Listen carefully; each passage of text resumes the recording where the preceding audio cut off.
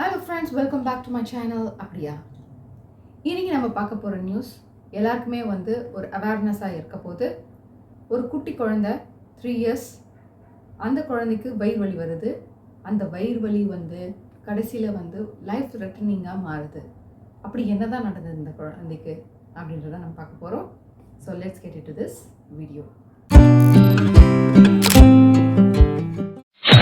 ஆஸ்திரேலியாவில் குண்டன்பர்க் அப்படின்ற பிளேஸில் 3 வயசாகிற மிலி அப்படின்ற குழந்தைக்கு தான் வயிறு வலி வருது. இந்த குழந்தைக்கு வயிறு வலி வந்தபோது யூஸ்வலாக நம்ம பேரண்ட்ஸ் என்ன நினைப்போம், சாதாரண வலி அப்படின்றதுனால கை மருத்துவம் பண்ணுவோம் வீட்டில் இருக்கிற திங்ஸை வச்சு. அப்படி தான் இவங்களுடைய பேரண்ட்ஸும் பண்ணியிருக்காங்க. அதுக்கப்புறம் வாமிட் ஆகிருக்கு, டயரியா ஆகிருக்கு. அதுக்கப்புறம் மொத்தமாகவே அவங்களுக்கு மோஷன் போகிறதே நின்று போயிருக்கு. இங்கே தான் ப்ராப்ளமே ஸ்டார்ட் ஆகிருக்கு. இவங்களுக்கு பெரிய லைஃப் த்ரெட்டனாக இருந்திருக்கும் அப்படின்னு அவங்க நினச்சி கூட பார்த்துருக்க மாட்டாங்க. அப்படி என்ன நடந்தது, இதுக்கான ரீசன் என்ன அப்படின்றத நம்ம இந்த வீடியோவில் விரிவாக பார்க்க போகிறோம். ஆஸ்திரேலியாவில் இருக்கிற மிலி அப்படின்ற 3 years old கிட் என்ன பண்ணியிருக்காங்கன்னா, குழந்தை, ஒரு பெண் குழந்தை, அவங்க எப்போவோ ஒரு வாட்டி விளையாடும்போது சின்ன மேக்னெட் இருக்கும்ல, அதை முழுங்கிட்டு இருக்காங்க போல இருக்கு. அதுக்கப்புறம் ஒரு மேக்னெட் முழுங்கும்போது அவங்களுக்கு ஒன்றும் ஆகலை, அப்படியே விளையாடிட்டு இருக்காங்க. அது ஒன்றும் தெரியல, போயிட்டுருக்கு அப்படியே லைஃபு. அதுக்கப்புறமா இன்னொரு மேக்னெட்டை, அதே மாதிரி சின்ன மேக்னெட்டை முழுங்கியிருக்காங்க.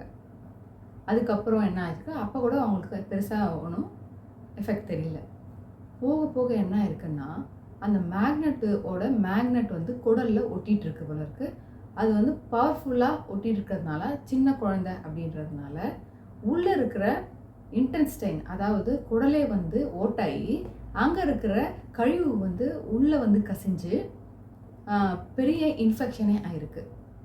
ஒரு நாள் ஏர்லி ஜூலையில் என்ன இருக்குன்னா, பயங்கரமாக வயிறு வலி வந்திருக்கு. அப்புறம் உடனே ஹாஸ்பிட்டலுக்கு கொண்டு போயிருக்காங்க. எந்த ஹாஸ்பிட்டல்னா, இவங்க வீடு புண்டன்பர்க், ஓகே, புண்டாபர்க். அங்கே அந்த புண்டாபர்க்லேருந்து 370 கிலோமீட்டர்ஸ் தூரத்தில் குயின்ஸ்லேண்ட் சில்ட்ரன் ஹாஸ்பிட்டல் இருக்குது, பிரிஸ்பேனில். அங்கே கொண்டு போயிருக்காங்க. உடனே என்னென்னா ஃப்ளைட்டில் கொண்டு போயிருக்காங்க. ஆக்சுவலாக அங்கே போயிட்டு சர்ஜன் கிட்ட காமிக்கும் போது அவங்க அப்போ தான் சொல்கிறாங்க, இது ரொம்ப சிவியராக இருக்குது, இவங்க பிழைக்கிறதே ரொம்பவே கஷ்டம், ஆனால் நம்ம ட்ரை பண்ணலாம் அப்படின்றதுனால உடனே சர்ஜரிக்கான ஏற்பாடுகள் பண்ணியிருக்காங்க. குழந்தைய லைஃப் சப்போர்ட்டில் வச்சுருக்காங்க. அவங்களுடைய பேரண்ட்ஸ் ஆன எமிலி அண்ட் லூக் அவங்க ரொம்பவே பதட்டம் அடைஞ்சிருக்காங்க. அவங்களுக்கு இன்னும் குழந்தைங்களும் இருக்காங்க போல இருக்கு. அவங்க வீட்லேயே இருக்காங்க. ஏன்னா இது எமர்ஜென்சின்னு அவங்க ஹாஸ்பிட்டல் வந்ததுனால, உங்களுக்கு ஒரு ஹாஸ்பிட்டல் போனாவே எவ்வளோ செலவாகும்னு தெரியும். பயங்கரமான செலவு. அதுவும் ஒரு பக்கம் இருக்கட்டும், சின்ன குழந்தைக்கு சடனாக இந்த மாதிரி ஆயிடுச்சு, பிழைக்கவே மாட்டாங்க அப்படின்னு சொல்லிட்டாங்கன்னா உங்களுக்கு எப்படி இருக்கும்? அந்த மாதிரி சுச்சுவேஷனில் தான் அவங்களும் இருந்திருக்காங்க. இந்த குழந்தை முழுங்கின மேக்னெட்ஸ் ரொம்ப பவர்ஃபுல்லாக 2 மேக்னெட்டும் ஒட்டி அந்த ஓட்டாயிட்டு அதனுடைய கசிவு ஏற்பட்டிருக்குன்னு நான் சொன்னல. அதனால் அவங்க சிவியர் இன்ஃபெக்ஷன் ஆகிட்டு அங்கே உங்களுக்கு நிறைய பஸ் உருவாயிருக்கு. அதாவது சீழ் பிடிக்கும்ல, அந்த மாதிரி சீழ் பிடிச்சிருக்கு. அது சர்ஜன்ஸ் அவங்க பண்ணும்போது என்னென்னா, 1 லிட்டருக்கு மேலே பஸ்ஸை வெளியே எடுத்திருக்காங்க அந்த குழந்தை உடலேருந்து, அத்தனோண்டு குட்டி உடம்புல இருந்து. அந்த பஸ் ரிமூவ் பண்ணது மட்டும் இல்லாமல் அவங்களுடைய குடலையும் மேக்ஸிமம் எவ்வளோ ரிமூவ் பண்ண முடியுமோ இன்ஃபெக்ஷன் ஆனதை ரிமூவ் பண்ணியிருக்காங்க.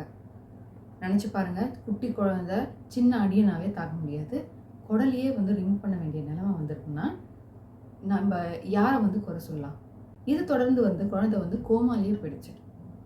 இன்டெஸ்டைன் எல்லாம் ரிமூவ் பண்ண பிறகு கோமாக்கே போயிடுச்சு குழந்தை. டாக்டர்ஸ் இதுக்கு மேலே என்ன சொல்லியிருக்காங்கன்னா, மிலி அப்படின்ற குழந்தைக்கு இன்னமும் நிறைய சர்ஜரிஸ் நம்ம பண்ண வேண்டியது இருக்குது, மல்டிபிள் சர்ஜரிஸ் பண்ண வேண்டியது இருக்குது. என்னென்னா, அந்த இன்டெஸ்டைனை ரிமூவ் பண்ணாங்கல்ல, அதை ரீஅட்டாச் பண்ணுறதுக்காக சர்ஜரிஸ் பண்ண வேண்டியது இருக்கும் அப்படின்னு சொல்லியிருக்காங்க. இது கேட்டால் அவங்களுடைய பேரண்ட்ஸ் பயங்கரமாக டிப்ரெஸ் ஆகியிருக்காங்க. ஆப்வியஸ்லிங்க எவ்வளோ செலவாகும்? ஒரு ஹாஸ்பிட்டலில் ஒருத்தர் அட்மிட் ஆகிருக்காங்க, நார்மலாக அட்மிட் ஆகிருக்காங்கனாவே எவ்வளோ செலவாகும்? இது இன்டென்ஸ் கேர் யூனிட்டில் அட்மிட் பண்ணியிருப்பாங்க.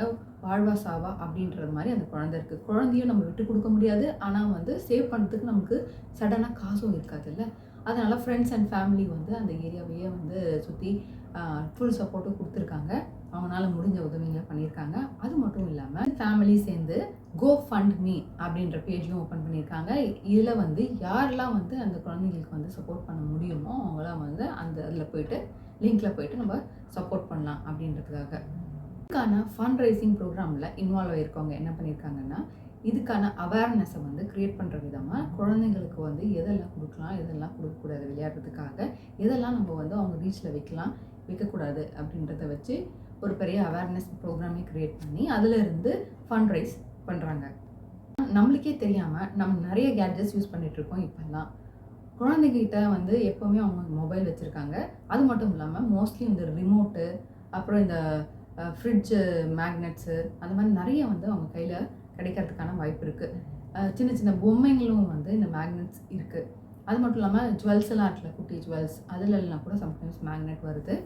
இதெல்லாம் வந்து நம்ம கவனிக்காமல் விட்டோம்னா குழந்தைங்க எப்போ இதை வாயில் போடுதுன்னே நம்மளுக்கும் தெரியல. எப்போவுமே வந்து குழந்தைங்க என்ன பண்ணுறாங்கன்னு பார்த்துட்டும் இருக்க முடியாது. இது மாதிரி மேக்னெட்ஸு, சின்ன சின்ன சோக்கார அதான் தொண்டையில் அடைக்கிற அளவுக்கு இருக்கிற சின்ன சின்ன ப்ராடக்ட்ஸ் வந்து குழந்தைங்கிட்ட கொடுக்கக்கூடாது. எதுலெல்லாம் வந்து நீங்கள் குழந்தைங்கிட்ட கொடுக்கலாம் அப்படின்ற அவேர்னஸ் க்ரியேட் பண்ணுறதுக்கான இந்த ஃபண்ட் ரைசிங் டீம் வந்து ஏற்பாடு பண்ணியிருக்காங்க. குழந்தை முழுங்கின மேக்னெட்ஸ் வந்து ஆஸ்திரேலியாவில் ஆக்சுவலாக தடை பண்ணப்பட்ட ஒரு பொருளாக இருக்குது. ஆனால் வந்து எந்த ப்ராடக்ட்குள்ளே இந்த மேக்னெட் இருந்ததுன்னு தெரியல. அந்த குழந்தையும் முழுங்கிட்டு இருக்கு. 2 மேக்னெட்டும் முழுங்கிருக்கு. அதுதான் ரொம்பவே ப்ராப்ளமாக இருக்குது. 2 மேக்னெட் ரொம்ப ஃபோர்ஸ்ஃபுல்லாக ஒட்டி குடலையே கிழிக்கிற அளவுக்கு போயிருக்கு. ஸோ உங்கள் குழந்தைங்களுக்கு பொம்மை ஏதாவது எலக்ட்ரானிக் பொருள் அவங்ககிட்ட கொடுக்குறீங்கன்னா ப்ளீஸ் செக் யுவர் செல்ஃப். அது வந்து சேஃபா அப்படின்னு பார்த்துட்டு அவங்ககிட்ட கொடுக்கறது நல்லது. ஈவன் இந்த டாய்ஸ்லாம் கூட வாங்கி கொடுக்குறீங்கன்னா சின்ன சின்ன பொருள் அசார்டஸ் திங்ஸ் இருந்ததுன்னா தயவு செய்து அவங்ககிட்ட கொடுக்காதீங்க. இந்த மாதிரி ஏதாவது முழுங்கிட்டாங்கன்னா இந்த சிம்டம்ஸ் என்ன தெரியும்னா வாமிட்டிங் இருக்கும், அதுக்கப்புறம் டயரியா இருக்கும், அதுக்கப்புறம் வயிறு வலி இருக்கும், ஹை ஃபீவர் இருக்கும். ஸோ இந்த மாதிரிலாம் ஏதாவது குழந்தைக்கு வந்ததுன்னா உடனே ஹாஸ்பிட்டல் போயிட்டு செக் பண்ணுங்கள். ஐ திங்க் இந்த வீடியோ வந்து எனக்கு மட்டும் இல்லைங்க, பேரண்ட்ஸாக இருக்கிற எல்லாருக்குமே, பார்த்துட்ருக்க எல்லாருக்குமே வந்து ஒரு அவேர்னஸை க்ரியேட் பண்ணும் அப்படின்றத நான் நம்புகிறேன். எல்லாருமே வந்து ஒர்க்கிங் பேரண்ட்ஸாக இருக்கிறதுனால குழந்தைங்களுக்கு இன்னும் வந்து நிறைய கேர் நம்மளால் கொடுக்க முடியல அப்படின்றது வந்து மறுக்க முடியாத உண்மையாக இருக்குது. அப்படி இருக்கிற பட்சத்தில் நம்ம என்ன பண்ணோம்னா அவங்கக்கிட்ட கொடுக்குற பொருளில் வந்து அவங்களுக்கு டேஞ்சர் தராத அளவுக்கு இருக்கா அப்படின்றத செக் பண்ணுறது ரொம்பவே முக்கியம். இப்போது வந்து லைஃப் ரிட்டர்னில் இருக்கிற அந்த குழந்தை வந்து பிழைக்கணும் அப்படின்றத நான் ரொம்ப வேண்டிக்கிறேன். நீங்களும் இந்த வீடியோ பார்த்துட்ருக்கோங்க எல்லாருமே வேண்டிக்கோங்க. உங்கள் குழந்தைங்களையும் பத்திரமா பார்த்துக்கோங்க. 10 டைம்ஸில் 100 டைம்ஸ் செக் பண்ணுங்கள் அவங்கக்கிட்ட கொடுக்கறதுக்கு முன்னாடி அவங்க சேஃபாக அந்த திங்கு அப்படின்றது. ஸோ இந்த வீடியோ வந்து உங்களுக்கு பிடிச்சிருக்குன்னு நினைக்கிறேன். இதே மாதிரி இன்னொரு இன்ட்ரெஸ்டிங்கான நியூஸ், அதே மாதிரி அவேர்னஸ் நியூஸாக உங்களுக்கு கொண்டு வந்து தரேன். Until then, it's Sanita signing off.